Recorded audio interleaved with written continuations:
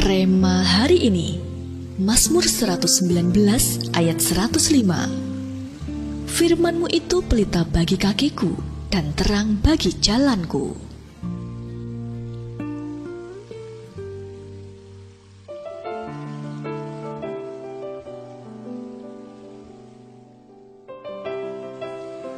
Ada seorang pendaki gunung yang baru pertama kalinya mendaki di tempat itu. Ia sama sekali tidak tahu kondisinya, situasinya maupun petunjuk-petunjuk alam yang bisa ia pakai sebagai penunjuk jalan. Sebelum ia mulai mendaki, sang penjaga gunung berpesan, dalam jarak beberapa meter akan selalu ada pita putih diikatkan di salah satu pohon. Ikuti pita putih itu dan jangan yang lain, maka kamu akan sampai di puncak dengan arah yang benar dan lebih cepat dari yang lainnya. Pendaki itu melakukan apa yang dipesankan. Seringkali ia merasa salah jalan, tetapi pita putih itu terus menuntunnya melewati jalan yang tidak selalu mudah untuk dilalui.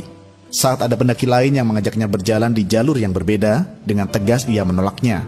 Sampai akhirnya, pendaki itu benar-benar sampai di tujuan dan ia bisa menikmati puncak gunung itu tanpa perlu banyak membuang waktu.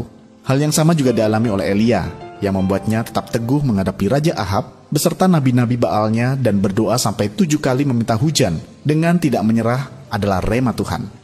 Tuhan memerintahkan Elia untuk menjumpai Ahab karena dia hendak menurunkan hujan. Dalam 1 Raja-Raja 18 ayatnya yang pertama, itulah rema yang sungguh-sungguh dipegang oleh Elia, yang membuatnya tidak mundur sekalipun secara manusia.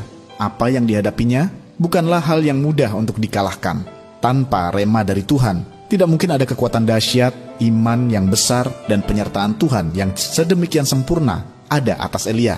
Tahun 2022 adalah sebuah perjalanan panjang. Secara manusia, kita tidak tahu apa yang akan terjadi di masa depan. Baik, buruk, tantangan, dan masalah bisa saja terjadi.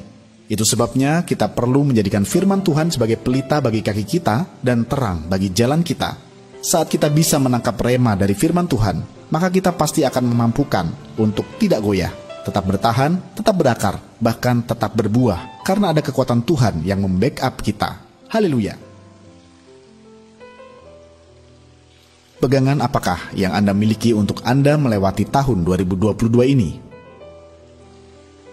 Sejauh manakah Anda menganggap penting rema Tuhan sebagai pegangan Anda dalam melewati tahun ini? Mintalah rema dari Tuhan. Terima, tuliskan dan mintalah kekuatan dari Tuhan untuk terus hidup di dalamnya.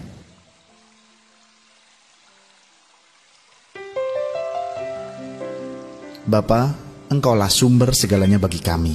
Kekuatan kami hanya ada dalam-Mu. Kami perlu Engkau kemanapun kami melangkah. Kami perlu rema-Mu untuk menuntun kami.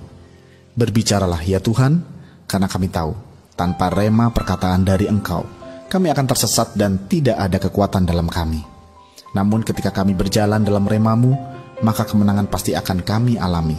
Terima kasih Tuhan, di dalam nama Tuhan Yesus kami berdoa. Amin.